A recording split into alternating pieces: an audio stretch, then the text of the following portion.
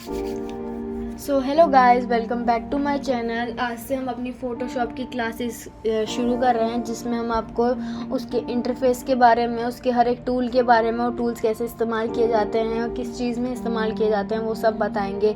Poster बनाना सिखाएंगे, बाकी pamphlets बनाना सिखाएंगे, थंबनेल्स कैसे बनते हैं, रेशो कैसे लिया जाता है, अपने कैनवास का साइज़ कैसे लिया जाता है, सब कुछ बताएंगे। फ़ोटोशॉप को आप सबसे पहले डाउनलोड कर लीजिए। आपके पास कोई भी वर्जन हो सकता है, आपको जो ठीक लगे आप वो वर्जन डाउनलोड कर लीजिए।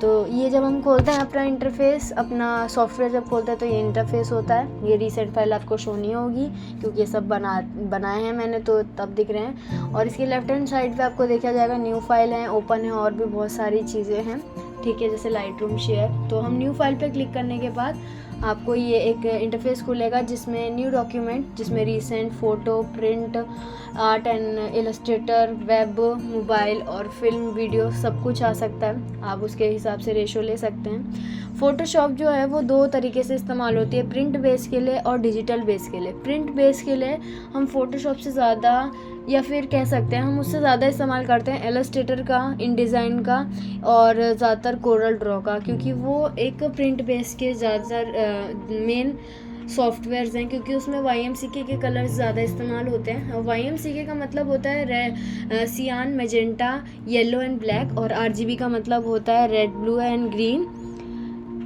जब हम RGB का इस्तेमाल करते हैं तो वो डिजिटल बेस में रहते हैं, और जब हम YMCA का इस्तेमाल करते हैं तो वो प्रिंट मीडिया के लिए ज़्यादातर इस्तेमाल किए जाते हैं। तो हम फ़ोटोशॉप को इस्तेमाल कर रहे हैं, हम अभी RGB पे ही रखते हैं, ठीक है। आप यहाँ से अपना कोई भी रेशो ले सकते हैं। बाकी अब हमें अगर आपको अपने हिसाब से अपना कैनवास का साइज़ डिसाइड करना है तो आपके पास यहाँ राइट हैंड साइड पे विड्थ का, हाइट का, रेजोल्यूशन सब कुछ है, आप इसको चेंज कर सकते हैं। विड्थ को हम अभी रखेंगे 1920 और हाइट को रखेंगे 1080।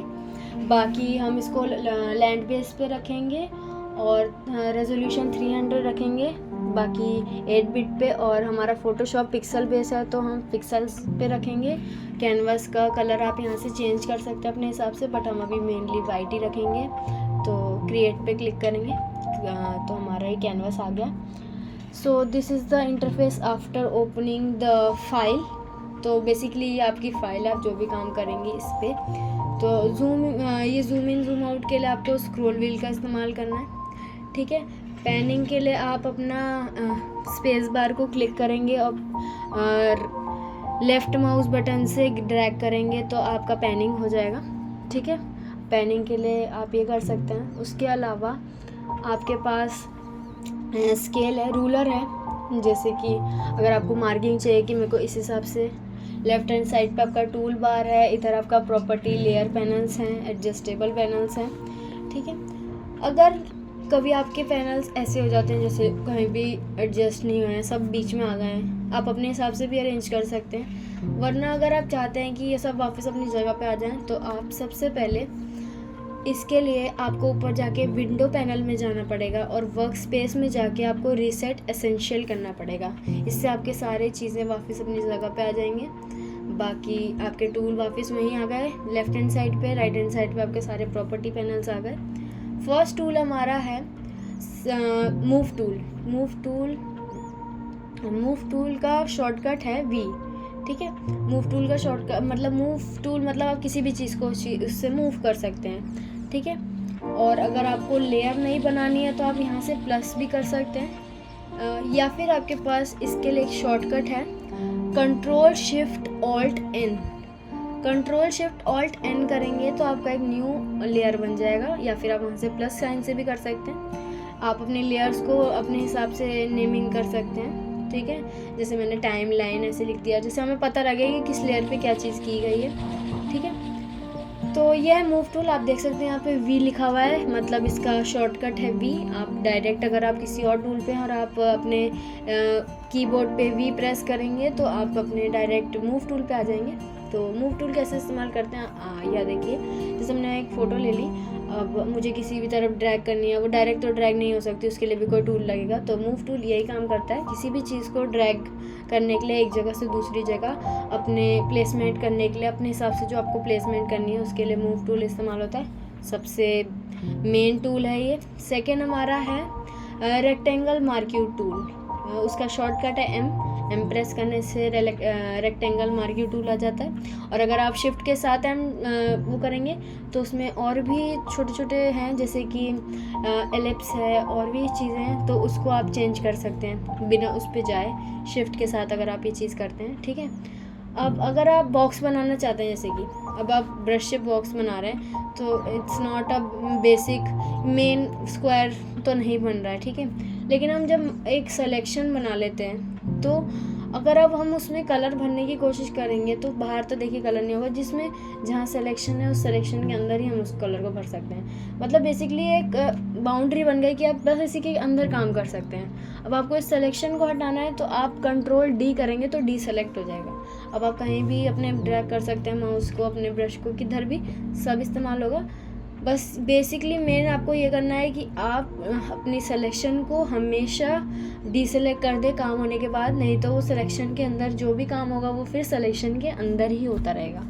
तो सबसे अच्छा है तो आप हमेशा अपनी लेयर को, जिस लेयर पे काम कर रहे हैं, लॉक लेयर पे काम ना करें, नहीं तो वो आप मूव नहीं कर सकते उसको किसी भी जगह पे। ठीक है, या सेलेक्ट नहीं कर सकते। लॉक लेयर है जो कि आपकी सेलेक्ट नहीं होगी। ठीक है, आप उसको लॉक लेयर को अपने कभी भी लॉक लेयर पे काम कर ही नहीं सकते हैं। अब अगर देखिए ये ऊपर का सिर्फ एक लेयर है, हमारी जो ब्लैंक लेयर है वो देख रहे हैं बॉक्स टाइप की है, कुछ नहीं है इसके ऊपर, ये मतलब ब्लैंक लेयर है। अभी हम इसके ऊपर कलर पुट करें, हमने कलर कैसे वाइट फिल किया, जब हम ऑल्ट बैक स्पेस डालते हैं ना तो बैकग्राउंड पे कलर डल जाता है। अब वो मैं आगे बताऊंगी आपको कि वो कहाँ है। ठीक है, तो जैसे कि आप देख रहे हैं इसमें और भी टूल्स हैं, जैसे कि एलिप्स टूल है, एलिप्स मार्क्यू टूल है, और भी है लाइन है। एलिप्स मतलब सर्कल, अब इस सर्कल के अंदर ही काम कर सकते हैं। लाइन के लिए बेसिकली लाइन है, लाइन तो मैं आपको दिखाऊंगी लाइन से भी क्या चीज़ें बन सकती हैं, क्योंकि लाइन के अंदर आप क्या ही काम कर सकते हैं।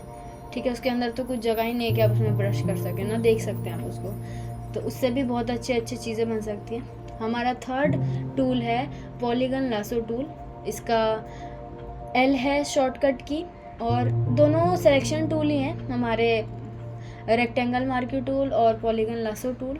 लासो टूल का मतलब क्या है, अब आपके पास ना अब हम जब लासो टूल की बात करते हैं तो हम फ्री हैंड हैं, अब हम कैसे भी शेप का अपनी सिलेक्शन बना सकते हैं। जब हम लासो टूल की बात करते हैं तो हम कैसे भी शेप बना सकते हैं अपने हाथ से, जो भी आपको स्क्वायर चाहिए, रेक्टेंगल चाहिए, कोई बादल का शेप चाहिए आपको, बेसिक आप अपने क्या कहते हैं ब्रश से नहीं बना पा रहे हैं तो आप सिलेक्शन बना दीजिए, उसके बाद आप उसके अंदर पुट कर दीजिए कलर और फिर ये सेलेक्ट कर लीजिए।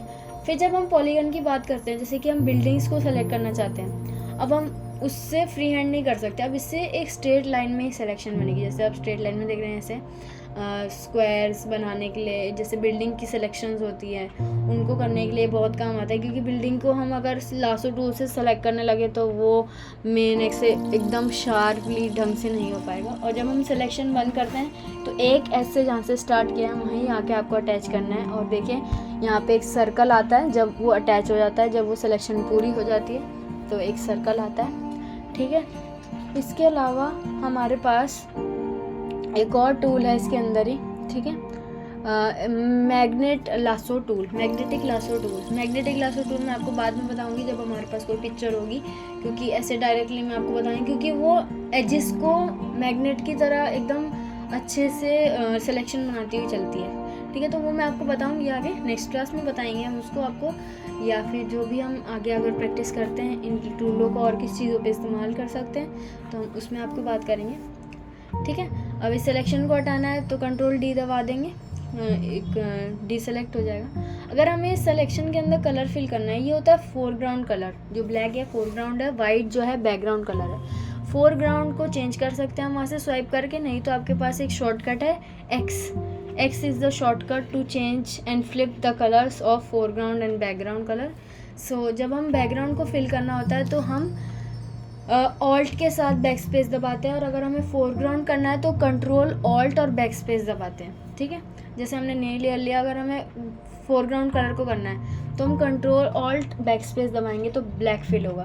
अगर हम सिर्फ ऑल्ट और बैक स्पेस दबाएंगे तो वाइट फिल होगा। देखिए मैं दिखाती हूँ, वाइट फिल हो गया, ये फिल हो चुका है उसमें, देख सकते हैं आप। दूसरी लेयर पे आपका सिर्फ वाइट शो हो रहा है। देखिए मैं इसे क्लोज करती हूँ, ये वाइट कलर हो गया है क्योंकि वो दोनों कलर एक ही है। बैकग्राउंड जो हमारा वो पीछे का है वो भी वाइट ही है, तो हमें दिख नहीं रहा है। बाकी ब्लैक तो आपको बेसिकली दिख ही रहा है। आप कलर भी चेंज कर सकते हैं, उस पर डबल क्लिक करेंगे तो आप उसकी कलर चेंज कर सकते हैं फोरग्राउंड बैकग्राउंड के। जैसे हमने 2 कोई और कलर ले लिए, हम उन्हें भी फ्लिप कर सकते हैं, ठीक है।